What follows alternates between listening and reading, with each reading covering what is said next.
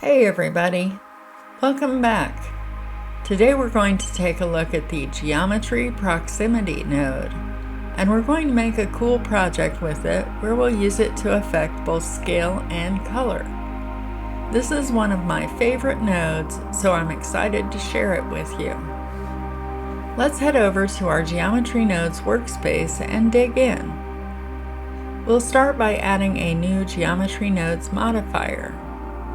Let's go ahead and remove our group input, and we're going to bring in a grid node. Let's attach that to our group output. Next, we'll bring in our Geometry Proximity node, and let's also add a UV sphere. And we can bring that into the Geometry Proximity node. And this socket is a standard geometry input that will accept most geometry. For the target element property, we can use faces or edges if we are using a source geometry with faces, and we can use point if we are using a single vert, or we can use point with geometry with faces as well. The target geometry will be used to determine the closest point from the source to the face, edge, or vertex of the target geometry. We'll leave this on points because that is what we are going to use in our example today. Let's take a look at the outputs, starting with position. This is the closest location on the surface of the target mesh or the point in the points cloud. Let's go ahead and add a set position node so we can demonstrate this.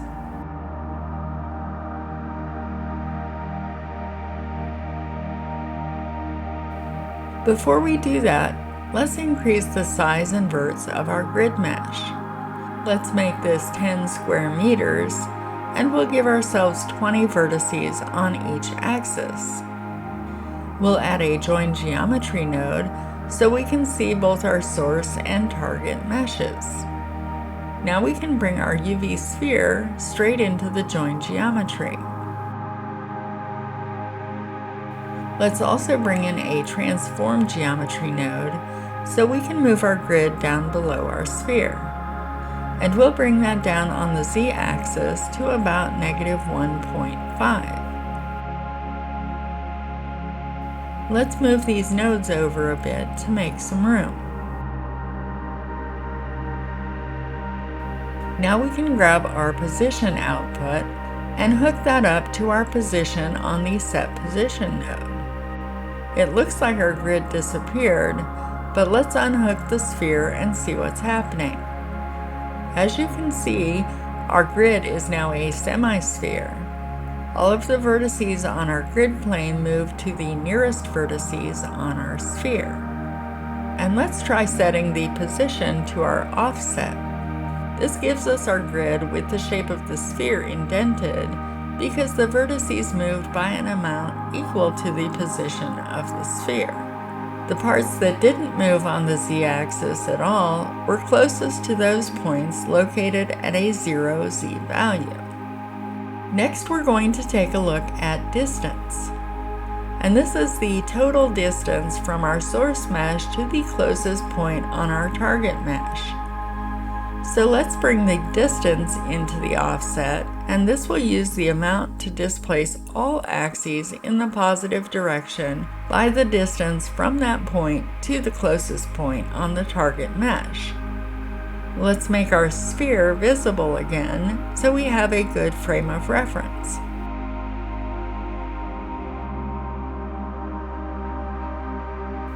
Let's remove this from the offset and take a look at where the vertices are prior to the adjustment. And if we plug this back in, we can see the verts move back. Next, let's look at is valid.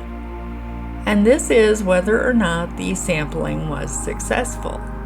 If it was successful, this value will be a 1. Otherwise, it will be a 0.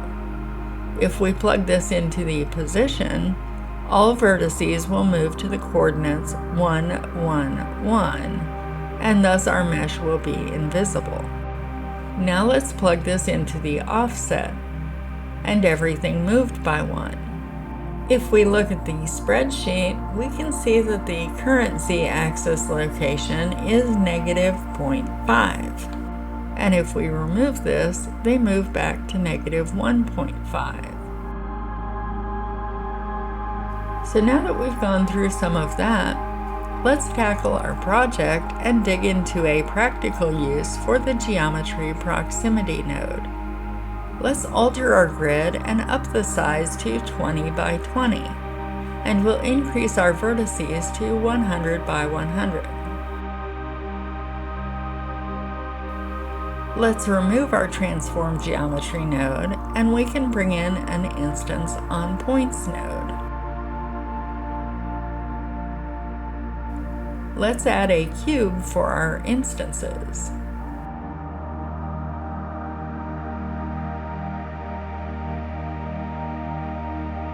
And we need to update the size of our cubes. Let's go with about 0.15. Next, we're going to go to our 3D viewport and add an empty. You can use any style. I'm going to add a plain axes empty.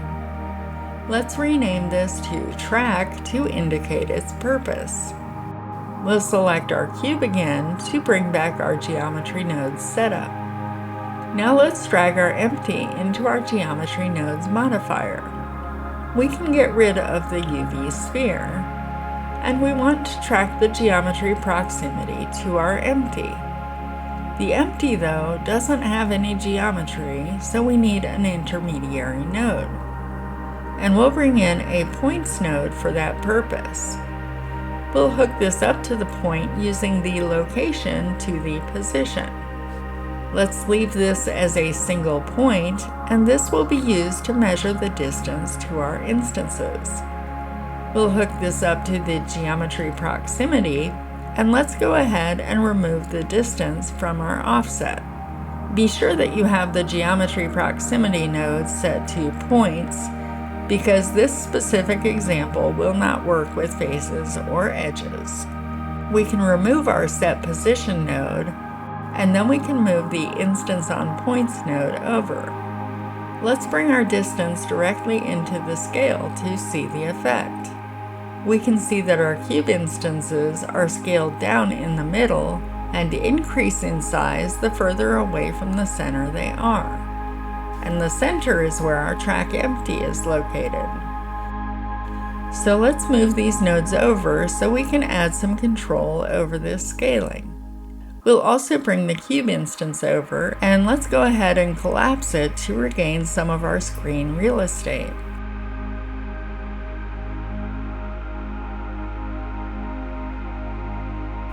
Next, we'll bring in a map range to let us control the amount of scaling.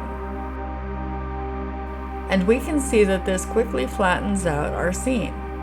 This is because the largest scale we are providing is 1, which is our default cube size, and our center instances scale down to 0. So let's adjust our 2min to 1.2 so our closer geometry is larger. Let's bring it up some more. And we'll bring our 2max down to around 0.4 so that our instances are smaller but don't disappear completely. And we can see if we adjust the from max, we see an increase in the scope of our central scaling. And then adjusting the from min up increases the size of our inner instance up to our 2max value. Let's set these back to our original values.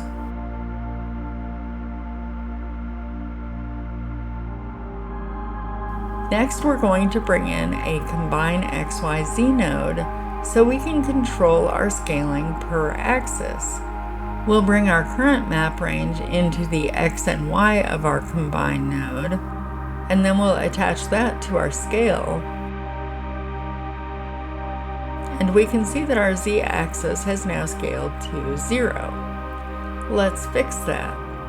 Let's duplicate our map range node and adjust it for our z-axis.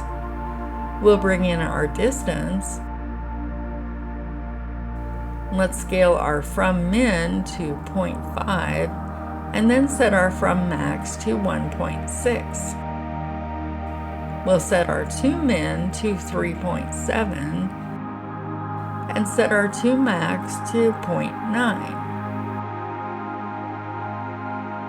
And then we'll bring this into the z-axis. Now we can see the bump in our z values where our empty is. And we can adjust our values till we get something aesthetically pleasing.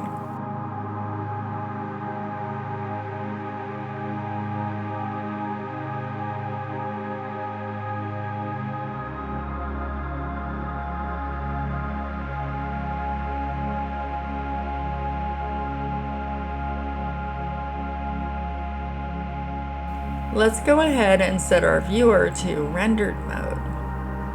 Next, we're going to take a look at changing our color based on the distance.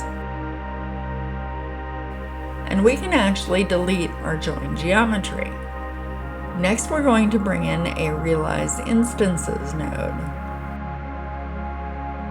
And then we'll add a Store Named Attribute node. Here we will store the values that will drive our color. We'll also add a Set Material node to add the material to our cube instances. Let's go over to the Materials tab in our Properties window. And let's go ahead and name this material Heat Map. And then we can set our material over here to Heat Map. Next, let's bring up our shader editor to edit our material. We're going to bring in a color ramp and hook that up to the base color. We'll add 3 more color stops and distribute them evenly from the left. Now let's update the colors. I'll put the hex codes for the colors I'm using in the description if you want to use those.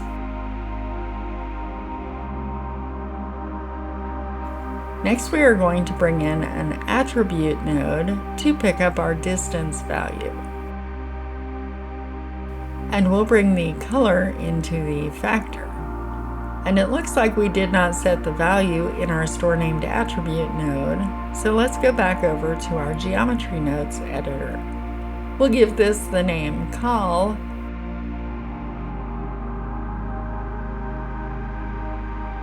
And let's duplicate our map range node and bring in our distance value.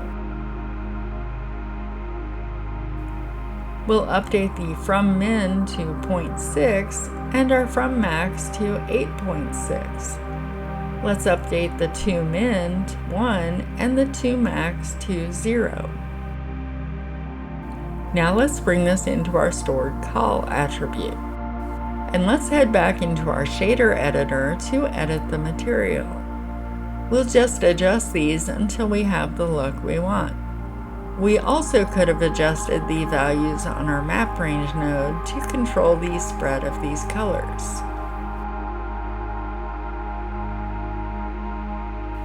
Let's bring up the world material and make a bit of a backdrop for our scene. We can add a color ramp here and plug that into our background color. Let's also add a Voronoi texture and bring the distance into the factor here.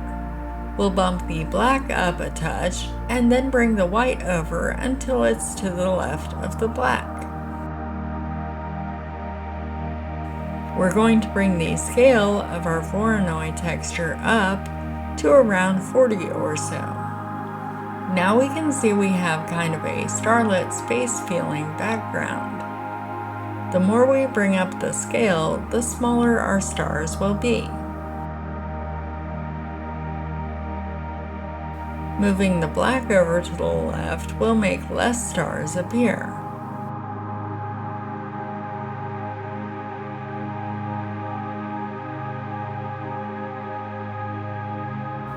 Let's head back over to our Geometry Nodes editor.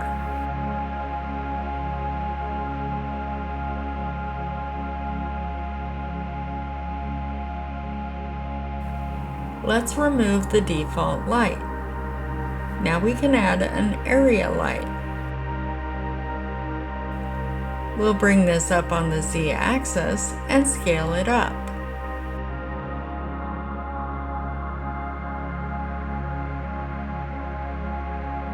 Let's also bump up the wattage to around 2000. We just want to ensure we have adequate light to showcase our work.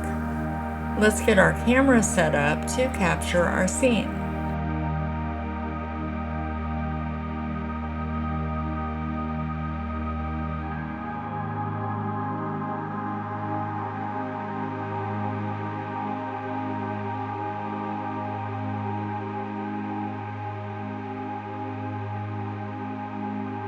Let's move our track empty away from the center.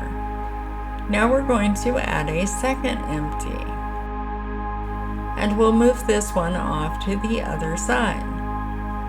Let's update the name of our empty to Track 2.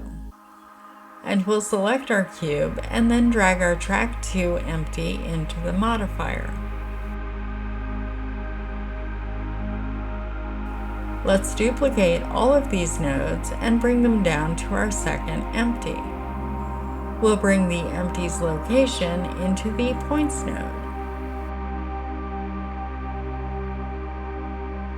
Now let's bring in a Math Compare node. And we'll set this to less than. Let's hook up our two map range nodes since we want the smallest distance from each track point. Next, we're going to add a switch node and we'll set the type to float. We'll bring our first value into the false socket and the second map range will come into the true socket. And the value of the less than will come into the switch. And now we can see the heat maps on both of our tracking empties.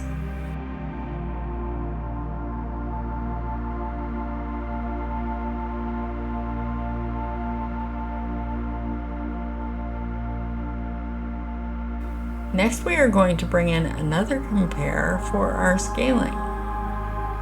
Let's change the comparison type to vector. And we'll set this to length.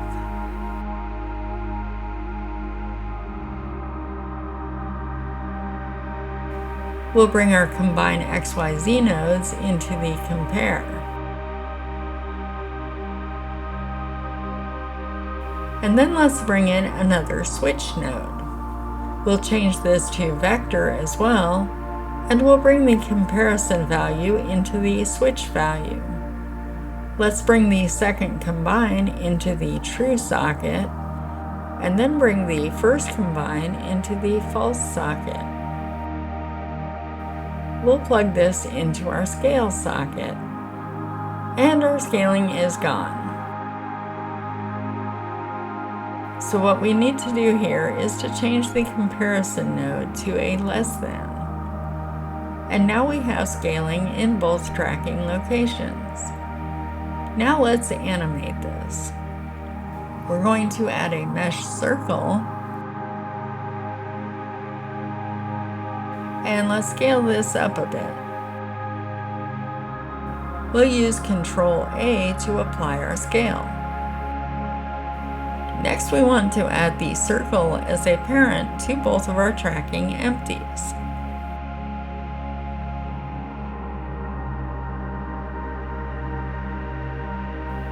Be sure you're at frame 0, and then let's keyframe the circle's rotation at 0.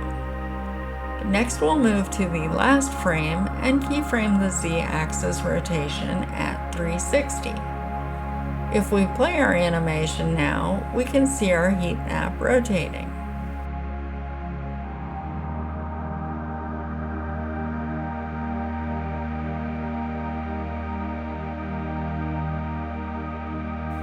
Let's go back to our camera and be sure we're happy with that setup.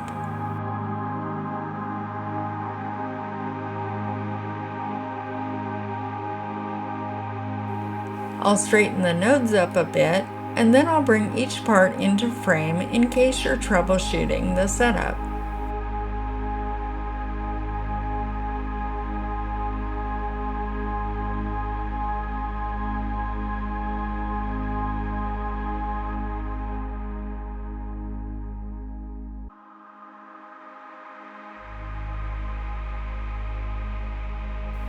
And now we're ready to render our scene.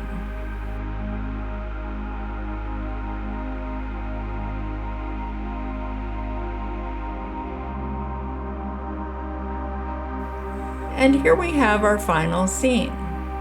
And this is going to wrap up our geometry proximity node discussion. I hope you've found this useful and informative.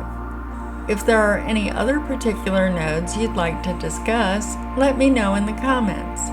I'm always happy to know your thoughts and tailor my content as needed.